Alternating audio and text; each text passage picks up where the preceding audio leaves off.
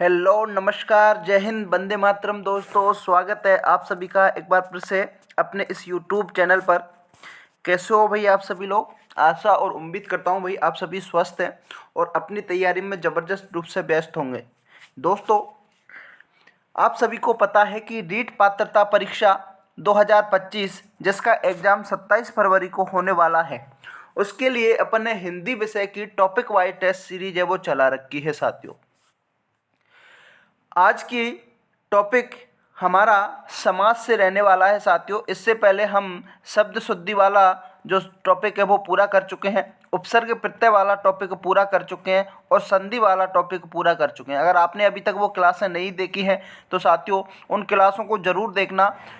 निश्चित तौर पर आपकी परीक्षा के लिए काफ़ी उपयोगी साबित रहने वाली क्लासें हैं साथियों।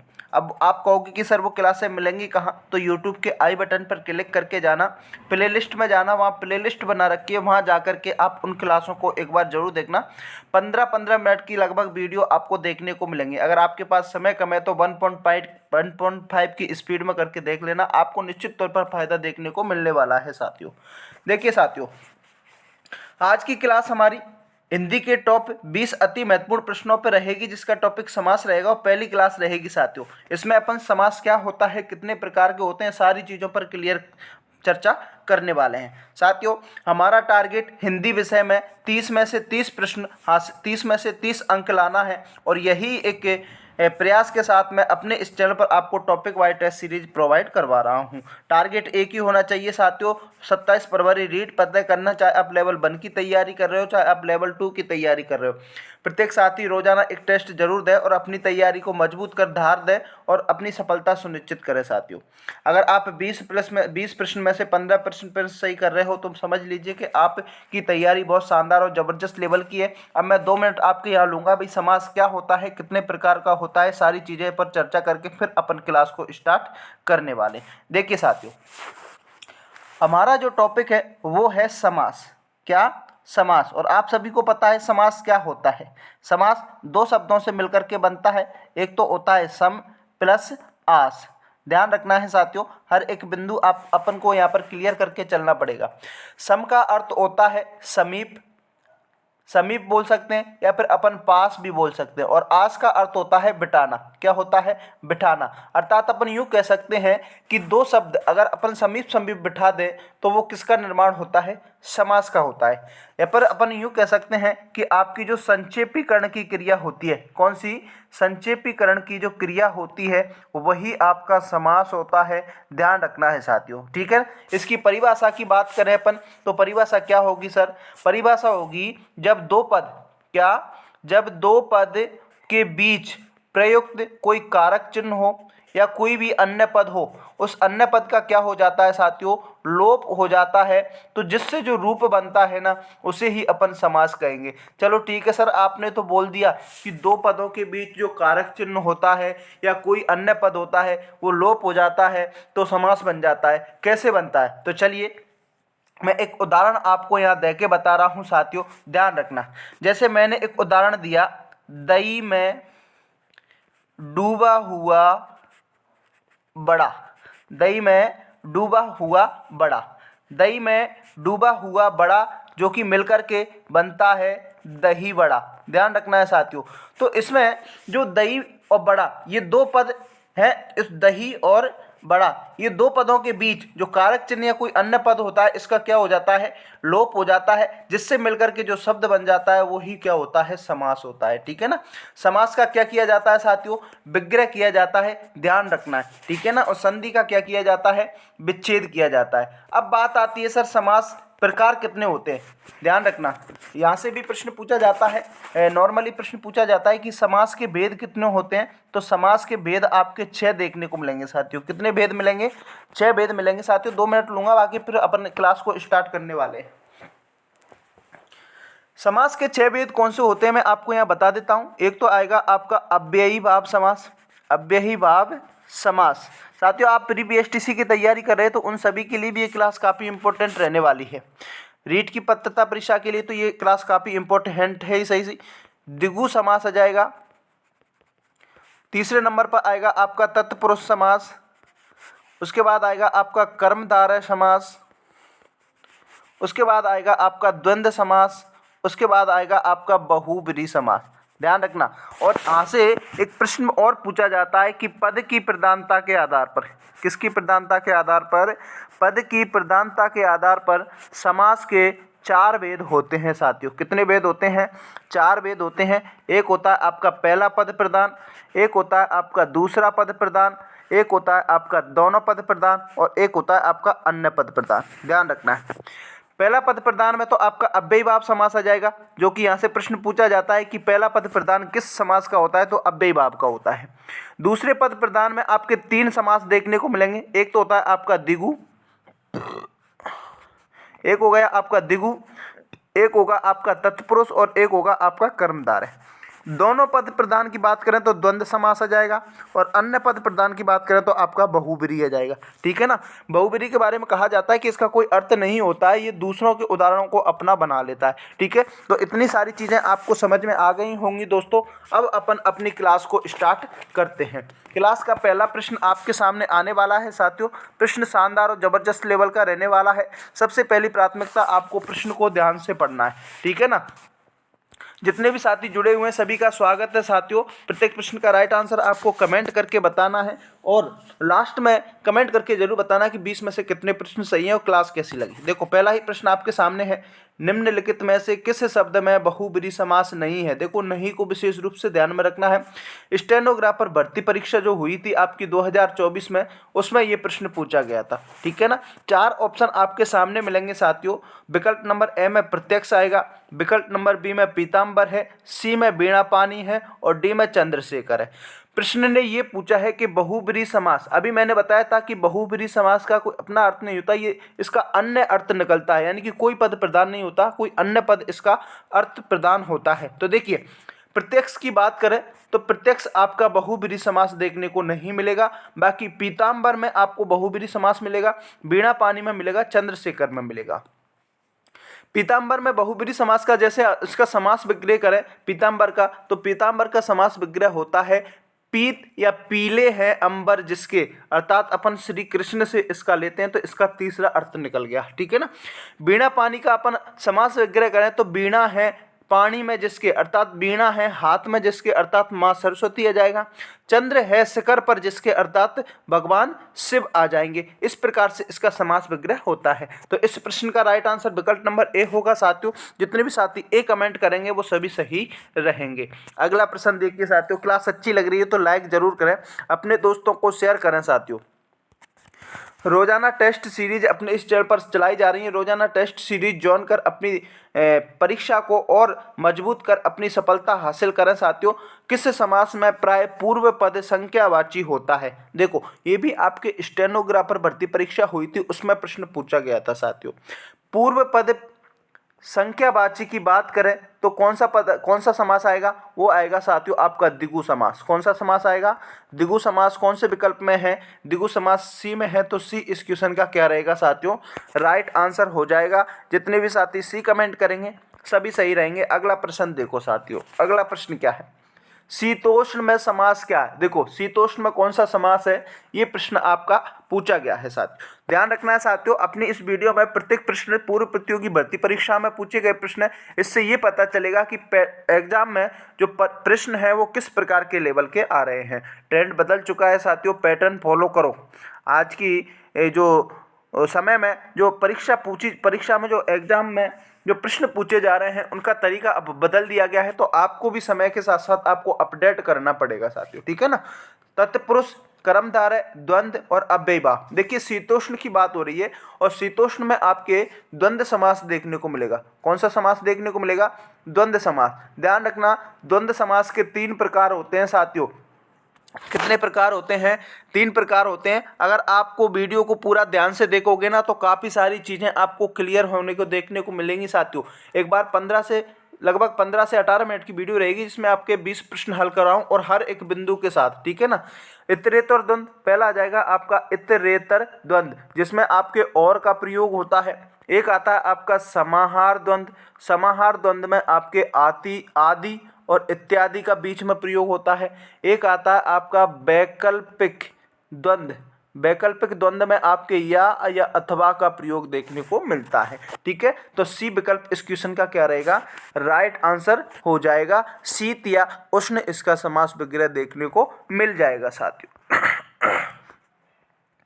अगला प्रश्न देखो साथियों, अगला प्रश्न क्या कह रहा है भाई, प्रश्न क्या है कि वनवास में कौन सा समास है, बताओ वनवास में समास कौन सा है, ये आपसे पूछा है। क्या संप्रदान तत्पुरुष समास है, अधिकरण तत्पुरुष समास है, संबंध तत्पुरुष समास है या कर्म तत्पुरुष समास है, बताओ। वनवास की बात करें तो इसमें आपके अधिकरण तत्पुरुष समास देखने को मिलेगा साथियों। कौन सा, अधिकरण तत्पुरुष समास, विकल्प नंबर बी इस क्वेश्चन का राइट आंसर हो जाएगा। अगले प्रश्न की ओर देखकर साथियों, अगला प्रश्न क्या है, दशानन में समास कौन सा है। वेरी वेरी इंपॉर्टेंट क्वेश्चन है साथियों, क्लर्क ग्रेड भर्ती परीक्षा में पूछा गया प्रश्न है। दशानन में कौन सा समास है, तो दशानन में आएगा आपका बहुब्रीहि समास। कौन सा समास आएगा साथियों, बहुब्रीहि समास आएगा। ध्यान रखना है, दस है आनन जिसके अर्थात रावण के लिए ये शब्द प्रयुक्त हुआ है। बी विकल्प इस क्वेश्चन का क्या रहेगा, राइट आंसर हो जाएगा। अगला प्रश्न देखो साथियों, अगला प्रश्न क्या है, चक्षु से जो श्रवण कार्य करता है उसका सामासिक पद क्या होगा। देखो, चक्षु से जो श्रवण कार्य करता है उसका सामासिक पद की अगर अपन बात करें तो वो होगा चक्षुश्रवा। अब बताओ चक्षुश्रवा कौन से विकल्प में, चक्षुश्रवा विकल्प नंबर ए में है, तो ए इस क्वेश्चन का क्या रहेगा साथियों, राइट आंसर हो जाएगा। जितने भी साथी ए विकल्प का चयन करेंगे वो सभी सही रहेंगे। एक बार जितने भी साथी जुड़े सभी का स्वागत है साथियों। क्लास को अभी तक लाइक नहीं किया तो लाइक जरूर करें, अपने दोस्तों को शेयर करें और जो भी साथी चैनल पर नए हैं वो सब्सक्राइब करके जरूर रखें साथियों। रीट पात्रता परीक्षा में हिंदी विषय में 30 में से 30 अंक दिलाने की गारंटी अपनी है। बस आपको डेली क्लासों को ज्वाइन करना है, ठीक है ना। एक बार टॉपिक वाइज टेस्ट सीरीज होती है, अपन संपूर्ण पाठ्यक्रम पर आधारित इतने मॉडल टेस्ट पेपर करवा देंगे, इतने करवा देंगे बिल्कुल परीक्षा के लेवल के, तो आपकी इतनी जबरदस्त तैयारी हो जाएगी जिसमें आपके टीचिंग मेथड के क्वेश्चंस भी ऐड किए जाएंगे, ठीक है ना। ध्यान रखना, बस आपको अपना लक्ष्य को निर्धारित करो और ईमानदारी से बिल्कुल पूर्ण मनोयोग से मेहनत करोगे तो सफलता जरूर आपको प्राप्त होगी साथियों। अगला प्रश्न देखो, शीतोष्ण में समास, ये रिपीटेड क्वेश्चन है, अभी बताया था आपके कौन सा समास है साथियों, द्वंद्व समास है। डी विकल्प सही रहेगा। अगले प्रश्न की ओर बढ़ते हैं। अगला प्रश्न क्या कह रहा है भाई, अगला प्रश्न है आपका सूची पृष्ठ को सूची सेकंड से मिलान करना है। देखिए साथियों, इस प्रकार के प्रश्न है ना, बहुत शानदार तरीके से हल करने का एक तरीका आपको बताने वाला हूं, ठीक है ना। बहुत कम समय की बचत कर सकते हो और आप इन प्रश्नों को हल कर सकते हो। बस आपको 1 से 2 सवालों के उत्तर आपको आने चाहिए। देखो, सूची पृष्ठ को सूची सेकंड से क्या करना है, मिलान करना। एक तरफ आपके पद या शब्द दे रखे हैं और एक तरफ आपका समास दे रखे हैं। बताओ, देशभक्त की बात की जा रही है, किसकी, देशभक्त। तो देशभक्त का मतलब होता है देश का भक्त, यानी कि इसमें आपके तत्पुरुष समास आएगा साथियों। तो ए में 3, अब देख लो ए में 3 कौन से विकल्प में आ रहा है, ए में आ रहा है क्या, तो इसको काट दो, बिल्कुल होगा ही नहीं। ए में 3, बे में भी नहीं आ रहा तो बे विकल्प भी कट जाएगा। ए में 3 विकल्प नंबर से में आ रहा है तो सीधा साथियों से ही इस क्वेश्चन का क्या रह जाएगा, राइट आंसर हो जाएगा। बाकी ए में 3 विकल्प, डी में भी नहीं आ रहा। अब देखो कितने कम समय में इस प्रश्न को अपन ने हल कर दिया, ठीक है ना। तो 8वें क्वेश्चन का राइट आंसर क्या होगा सर, सी होगा। अब चलो आगे देख लो, दोपहर में कौन सा समास आएगा, पहला शब्द संख्यावाची है तो द्विगु समास आ जाएगा। बीणा पानी, मैंने अभी बताया था, बीणा है हाथ में जिसके अर्थात माँ सरस्वती, तो बहुब्रीहि समास आ जाएगा जिसका अन्य पद प्रधान होता है। शिव और पार्वती यानी कि आपके द्वंद्व समास का ये उदाहरण है। इस प्रकार से आप इस प्रकार के प्रश्नों को हल कर सकते हैं साथियों। अगर क्लास अच्छी लग रही हो तो एक लाइक जरूर करें, अपने साथियों को जोड़िए साथियों। सोने का समय नहीं है, उठ जाओ और जब तक रुको मत जब तक आपके लक्ष्य की प्राप्ति ना हो सके। आपने लक्ष्य है रीट पात्रता हासिल कर मुख्य भर्ती परीक्षा को तोड़ फोड़ के और टीचर बनना है, तो टीचर बनना है तो अपनी नींद और चैन त्याग, सबको त्याग दो। कुछ पाने के लिए कुछ छोड़ना पड़ता है साथियों, तो आपको नींदों को छोड़ना पड़ेगा, ठीक है ना। और तैयारी जबरदस्त रूप से तैयारी करनी पड़ेगी, तब जाके सिलेक्शन होगा साथियों, ध्यान रखना है। प्रिय सखा में कौन सा समास है, सीईटी भर्ती परीक्षा में पूछा गया प्रश्न है। बताओ, प्रिय सखा में कौन सा समास है, द्वंद्व समास है क्या, कर्मधार है क्या, अव्ययी भाव है या बहुब्रीहि। अब देखिए साथियों, सीईटी भर्ती परीक्षा में पूछा गया प्रश्न है और इस परीक्षा में इस प्रश्न का राइट आंसर कर्मधारय को माना है साथियों। किसको माना है? कर्मधारय को माना है। तो विकल्प नंबर बी तो इस क्वेश्चन का क्या रहेगा? राइट आंसर रहेगा। सीटी परीक्षा में पूछा गया प्रश्न है ग्रेजुएट लेवल की में। प्रिय सखा में कर्मधारय समास माना है, लेकिन आपको कहीं कहीं बुकों में या कहीं दूसरी जगह आपको प्रिय सखा में द्वंद्व समास भी देखने को मिल जाएगा, जो कि विशेष रूप से ध्यान में रखना है। फिर बाद में बोलो कि सर आपने कर्मधारय बताया, इसमें तो द्वंद्व भी है, तो द्वंद्व मिल जाएगा आपको, कहीं कहीं ध्यान रखना है, ठीक है। लेकिन इस प्रश्न का राइट आंसर कर्मधारय माना है, तो मैं आपको यहाँ कर्मधारय बताने वाला हूँ। अगला देखो भाई, अगला प्रश्न क्या है कि किस समास में सभी पद प्रधान होते हैं? देखिए सभी पद यानी कि दोनों पद प्रधान होते हैं। मैंने अभी बताया था दोनों पद किस समास में होते हैं, तो वो आपके द्वंद्व में होते हैं। द्वंद्व में दोनों पद प्रधान होते हैं, तो ए विकल्प इस क्वेश्चन का क्या रहेगा साथियों? राइट आंसर हो जाएगा। अगला प्रश्न देखते हैं। अगला प्रश्न क्या कह रहा है? निम्नलिखित में से किस शब्द में तत्पुरुष समास निहित है? बताओ। स्टेनोग्राफर भर्ती परीक्षा में पूछा गया प्रश्न है। दुरंगा, प्रतिदिन, शरणागत, धर्माधर्म। तत्पुरुष समास की बात की जा रही है, तो शरणागत में शरण को आगत अर्थात शरणागत में आपके तत्पुरुष समास देखने को मिल जाएगा। सी विकल्प इस क्वेश्चन का क्या रहेगा? राइट आंसर हो जाएगा। जितने भी साथी सी को लॉक करेंगे सभी सही रहेंगे। अगला प्रश्न देखो साथियों, वेरी वेरी इंपॉर्टेंट क्वेश्चन है। शिरोधार्य शब्द का समास विग्रह क्या होगा? बताओ। सिर पर आधारित हो, बिल्कुल नहीं है। सिरा को धारण करने वाला, ये भी नहीं है। सिर से उद्धार करने वाला, ये भी नहीं है। जो सिर से धारण करने योग्य हो वही सिरोधार्य होता है। तो डी विकल्प इस क्वेश्चन का क्या रहेगा? राइट आंसर हो जाएगा।